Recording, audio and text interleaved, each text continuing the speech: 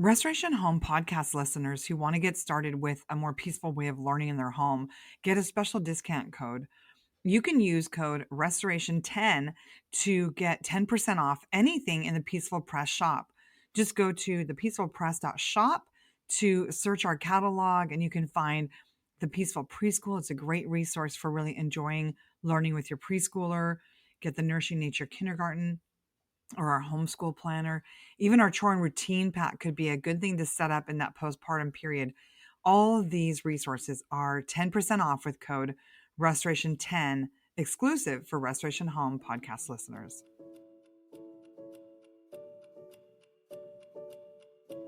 This is Jennifer Pepito with the Restoration Home podcast. This is the show where we talk about the peaceful path to connected families and restored communities.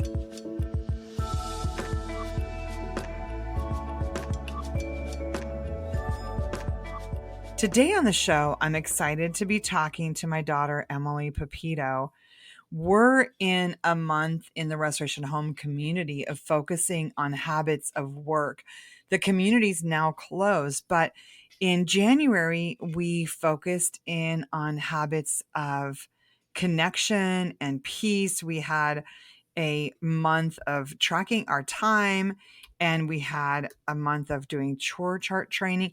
And it was really wonderful to hear the feedback from people. One of the moms says, because one of our habits was eye contact, she said, I'm a little shook at how much I haven't been looking in my children's eyes and until starting the habit this month. It changes everything. My 2.5-year-old is giving me hugs more, and I feel connected to him even more. And even when there's a disciplinary situation, I see his eyes and nose, and I'm reminded of how small he is and how big the world around him is as he learns how to behave. So it was really sweet the way this mom had so much more connection with her child and then more empathy as well because of working on these habits of connection. So this month we're working on habits of work in the Restoration Home community, and practical life skills is actually a big part of the Peaceful Press curriculum. Practical life skills is basically taking time in your homeschool years to teach young children how to do things. And the reason we do that is because it builds motor skills, it builds comprehension, it builds self-esteem in our children. In an article from the American Montessori Society, it says that or this is from Paula Polk-Lillard, who wrote a book called Montessori in the Classroom. She said, the purpose of practical life activities is to help the child develop coordination, concentration, independence, and a sense of responsibility. These activities are the foundation of all the learning that comes later. So I know sometimes it's easy to think, oh, we just got to get the workbooks done or the worksheets done, and then overlook the power of small habits like taking your dishes to the sink or unloading a dishwasher, sorting socks. And I'm excited to talk with Emelie today about some of the ways we incorporate practical life skills into the early years in her growing up years, and then also the power of actual paid work in the high school years. So thanks for joining me today, Emelie. Thanks for having me. I'm so excited to be back on the podcast. You are an extremely capable woman. And I know that a big part of that is that early on, you kind of had to help. Like we had so many kids and we were missionaries and we had this really busy life. But can you remember like some of your first experiences with work as a young child? I remember chores from pretty early on. I remember trying to get the milk, just like helping basically. I think I was like 3 or 4 and I was pulling a gallon of milk out of the fridge, which ended disastrously. But I remember that. And then I probably was like 5 or 6 when I tried to drain the pasta. And those are like isolated moments. But I Drain the definitely, pasta at 5 or 6? Like, what was I doing you were that I on the let you drain phone. And it was boiling. The timer had gone off and it was boiling. And I ended up spilling almost all of it down the sink. And I Well, remember running thank and God you hiding. didn't burn yourself. That's horrible. I know. I mean, I think I was like, yeah, because we were living in the house at Jody's.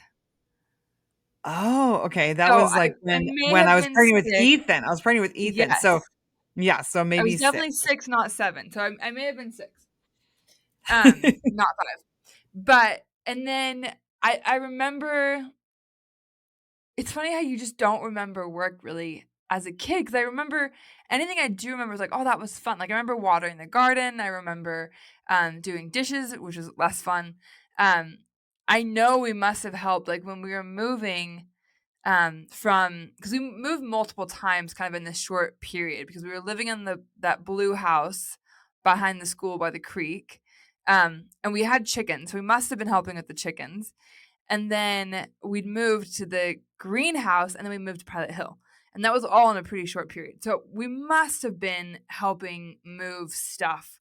Um, but the funny thing is that a lot of the like chores, I don't remember. I just remember isolated moments of like responsibility. And I remember that responsibility quite fondly, actually. Oh, that's sweet. I'm sorry. I apologize about the milk before. I've never apologized about the pasta. I didn't hear this one. But gosh, Emily, thank you so much for all your help as a young child. And I'm so sorry about the milk and letting you drain. I mean, you were a very strong young child. Like I'm trying to imagine another 6-year-old. Like how many of you listening, your 6-year-old drained the pasta water for you? That's a little hot and dangerous. But so it is.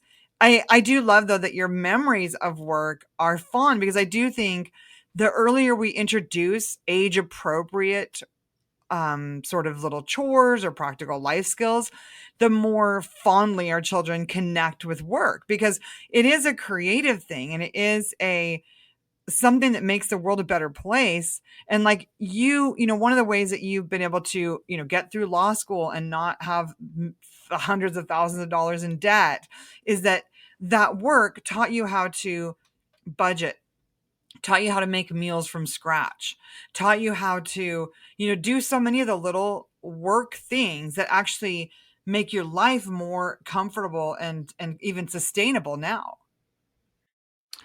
Definitely. And I think the big part is that feeling of accomplishing something, that feeling of responsibility. I in the last year when I was finishing up my thesis, I was nanning, and I the couple I was nanning for, they're older parents, so I think like late 30s and early 30s. Um, and they had 2 kids, and their 4-year-old, they're like, "Oh, do you wanna go, turn the barbecue on?" So their 4-year-old went out by himself, started the barbecue, came back inside. And they have been so intentional about, equipping their children well, teaching just kind of bringing their children into everything, and I love talking to them about it because they were both incredibly tidy people, I think, before having kids, and they made the really conscious decision of we're having these young children, and our goal is to raise very capable children, and that's going to come at a cost to the cleanliness of our house, the pace at which we move. Like that's a very intentional. Like their 3-year-old, their 2-year-olds could buckle themselves in, and that just meant that you sat for a little bit longer at the in the car waiting for them to buckle themselves up. And then sometimes, there's just occasionally days where the 2-year-old and 3-year-old would be like, I can't do it today. And you're like, you're having a moment. For whatever reason, you're just not feeling as confident or as capable today.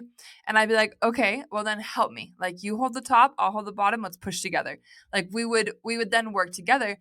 And just they were just so intentional about um helping their children be self-sufficient, and then also giving their children opportunities to be very participatory in the day-to-day.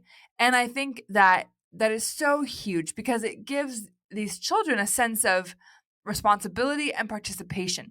And if we require work without making our children feel like their work is valued or that there is a sense of responsibility or ownership in that work, then we were just creating drudges. And I really think that part of why I liked the responsibility and often didn't even kind of see it as work. Like I'm trying to be honest with my memory here. I think I was 8 when I got my first horse, maybe kind of on the cusp of 8 and 9, but I think I was 8.5.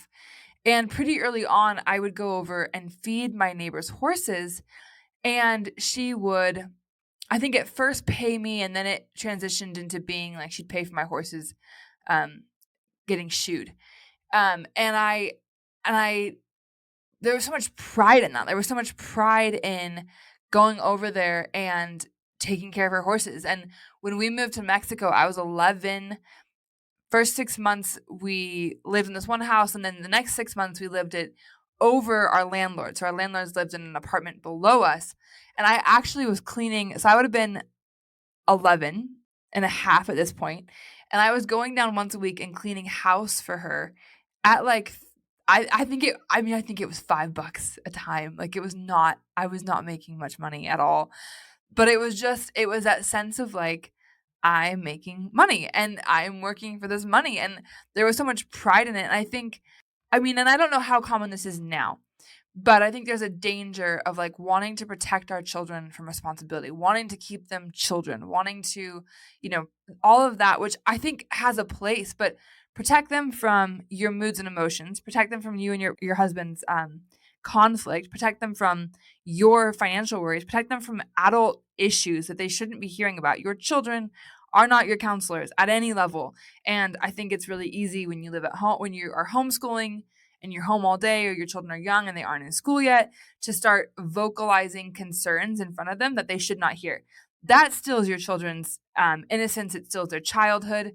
Giving them age appropriate responsibility, allowing them to work and participate, that deprives them of nothing and gives them so much self confidence, so much self esteem, that is really going to be crucial to their childhood years and instrumental in high school and in college. I love that. And that is why in the Peaceful Press curriculum, we do include basic practical life skills like, what it might be in the fall, sweeping up leaves or raking leaves from the yard. It might be learning how to make a loaf of bread or bake a pumpkin pie. It might be, in the winter, shoveling snow or cleaning the windows or working on a spring garden. But having those practical life skills integrated into your school day are going to do so much for your children's, like Emily said, self-esteem, their confidence, their coordination. There are so many skills that are learned through that. And it's worth making that a part of your day, and just don't choose curriculum that squeezes out those kind of things. Like if you're choosing a language arts curriculum that takes you guys hours a day to finish, then it's probably overkill. And especially if it's squeezing out practical life skills and reading out loud, because that's where really the connection happens in your family, and those really good discussions that help people be able to grow up and articulate their ideas and their thoughts, those happen in those reading aloud and discussion moments. Usually for us, it was a morning time, but for your family, it could be over the breakfast table, it could be over the lunch table. But read aloud to your children and talk about it and incorporate practical life skills. And then I love that you talked about your like first paying jobs, which is incredible that you were able to take on those responsibilities. And I know we were so happy for you to be able to, really interact even with other people and have other people be sort of mentors in your life and teach you things, because there are things that as parents we can't teach. And so we always welcome the role of mentors. And obviously we are very careful about who those mentors are and what their safety record is with our children, but we welcome the role of mentors in our children's lives. And so I'd love to hear some too. All of my kids in their teen years have had jobs. My youngest daughter worked at a coffee shop. My youngest son worked in with a landscaper. It was like one of the hardest. It was a summer job and it was hard, but it was such a good learning experience for him. Kids have worked for like recreation areas at summer camps. So I'd love to hear you talk some more about some of those early jobs. Yeah, so I fed the horses, and I was just thinking about it, and I think I started feeding them before I even had a horse. So I was definitely 8. And I know the first few times dad would come over with me, kind of walk over there with me and just be around. And I think pretty quickly on I did graduate into going over there by myself or with a sibling. I think a sibling would kind of walk over there with me. Um and I did get paid until I got a horse down the road. And then at the house cleaning job, I did that. I know I like we didn't do allowances, which I appreciate. I'm sure I had occasionally a paying job. Actually, one of the big ones is dad would be like you would be gone doing something like out with your sisters because you did those annual birthday things, annual birthday dinners or trips. And so you'd be out to dinner and dad would be like, I'll give you $1 if you put the kids to bed by 8 o'clock. And I'd be like, you're on. Like, give me that dollar. And so I would definitely had opportunities to like make money here and there. It's so funny thinking $1 now because like no self-respecting 9-year-old to put kids to bed for $1 now, like press for the 10. But it was just a different, I mean, inflation's hit hard. And then I had the cleaning job. I think that was sort of the last job I had while living in Mexico. There was not a lot of job opportunities, and I loved being a missionary kid. Like I loved the experience and all of that, but I definitely appreciate that we moved back when we moved back because it would have been I think it would have been hard. There's just opportunities that I had and experiences I had that would have been hard to emulate on the field. And when we moved back, a lot of my friends were working for this camp called Rock and Water. And it was like all my homeschool friends that I had kind of grown up with before we moved to Mexico. And this was my one of my first real jobs. And I also was cleaning house for a woman. And I got in the job through a friend who'd been cleaning house and then had her first kid or something. And then her sister passed it on to me. So it was like a job through a friend. And so I was cleaning house once a week. And then I also did this living history thing where I volunteered the first year. And I think I went in for like 1 or 2 days a week. And then the next year I was guiding. And so it was 2 days a week, I think at least, sometimes 3. Because I was, 16. I think I was 16 at the time. And I actually, on my 16th birthday, was my first paid day of work because you could volunteer at 15, and then they opened it up and invited me to come do the first Native American History Day that they were teaching. And so I went for that and was a docent that day and got paid, which was super fun. And then I was paid the next spring. And then I worked there through the rest of high school. And I kept cleaning houses.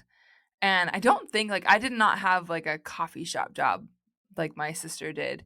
But it was just such a cool opportunity to work in that environment, like unreal. I was working with some of my closest friends. It was a group of high schoolers who were all really excited about God, really just loved the job that they were doing. Super fun, a very safe and a very sweet environment to work in.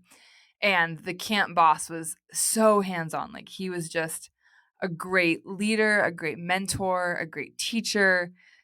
He had very high expectations, but was there to sort of help you meet them. And I mean, I just was so blessed in having that opportunity. And I don't know many teenagers who can get that kind of mentorship, because I know that, like, my sister worked at a coffee shop and a great environment, but just with how much was going on, I think there was not quite that level of mentorship. But definitely, I hugely appreciated it. And it's hard because I have always just loved working, and I don't know, like, I'm trying to like put myself in the place of a parent who maybe has a kid who just doesn't love working as much. Like, I got so much identity from it. I've always enjoyed creating, and that doesn't mean, like, I definitely have noticed for me, when I become sort of trapped or saturated in the digital world. So I'm on my phone, or I'm on, like, there's more, even podcasts can kind of disconnect me from like real world work. And so it's been a challenge to kind of stay intent on work for the joy of work with as much digital distractions as I have. And I think that was one big thing, like, if for your teenagers, being cognizant of the fact that, like, when I don't know how to describe it, but when I'm on my phone, again, it could just be podcasts. It disconnects me from reality. It puts me in a haze. And I know, like, I have obviously watched my parents work through phone boundaries with my siblings, and I know how hard it is. But it's like, it is, I think, so crucial for our teens. And it's like, set the example for yourself. Like, if you can't put your phone down for 6 hours without touching it, work on that with yourself and then start implementing it with your teen. But I really think that for our work and for our connection with our teens, it is so important to start having really intentional digital fasts.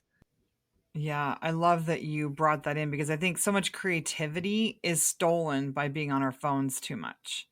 So much of the drive to work and really do new things even. And so I'm so glad you brought that up. And that's another reason really to get homeschool teens into jobs because if they're not in a job, likely is not they're going to be wasting time online. Like if you have a fully homeschooled teen that especially if they're doing online classes, chances are they're wasting a lot of time online. And so, getting them into in-person classes, whether it's at a co-op or a charter school or a community college, doing morning time so you have some connection time together and then getting them into some work experience because they'll have a lot easier time deciding what they want to do in college if they've had some work experience in high school and get them like interview other people. One of the things that we did during our kids' high school years, I don't think I talked about that on the recent high school podcast, was we actually did some of our own classes. Emily taught a film class, Emily taught a literature class, and so with a friend, the kids who were in the film class had to make their own little film and they watched some films and talked about them. When I did the entrepreneur class, we visited different businesses in our community. I think it was about maybe a 12-week class. And each week we went to a different business in our community and the business owner talked about what they did. There was a coffee shop, there was a florist, there was a cabinet shop, a machine shop, really interesting different businesses in our community. And then at the end, we had almost like a homeschool entrepreneur fair, and we were able to rent booths in this sort of farmers market, and each student got to sell what they had been working on during that entrepreneur class. So, and that was actually something that my son helped put on with me. So, I think it's so important to really sort of dabble in the high school years. There's a low investment in dabbling in the high school years in, trying like try a coding class, try a filmmaking class, try working for a different business, interning, interview people that you know about their jobs. When you hear someone who's doing something interesting, ask them about how they got there. And I know I've mentioned this podcast before, but the podcast How I Built This is so fascinating because it's people who run in amazing businesses, places like, your favorite kombucha, your favorite ice cream, your favorite uh, online app. Many of those creators are on this podcast, How I Built This. And as you and your children listen to them together, not all of them are G rated, but as you guys listen to them together, it can give you some sparks of like, oh, here's something that we could do, especially in this world and economy where things are changing so much. And it's not necessarily the same path as before, where you get a degree and you get a job in a corporation. There's so many other ways of making a living for your family and also considerations like what is important to you as a family. Think about that as you guys are sort of looking ahead, because I know most of you putting your children, starting the first peaceful preschool lesson, you're actually thinking way down the line. You're not just thinking, what are we doing in preschool? You're thinking, how will this set my child up for success in life?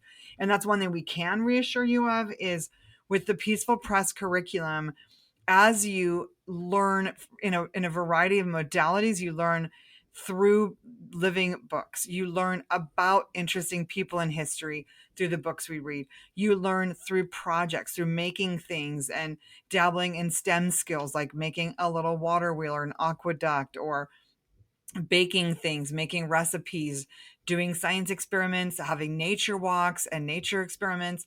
As you're doing all these kind of different learning experiences with your children, visiting art museums, going on field trips, your children are developing a broad worldview, a deep understanding of the world and what makes people tick.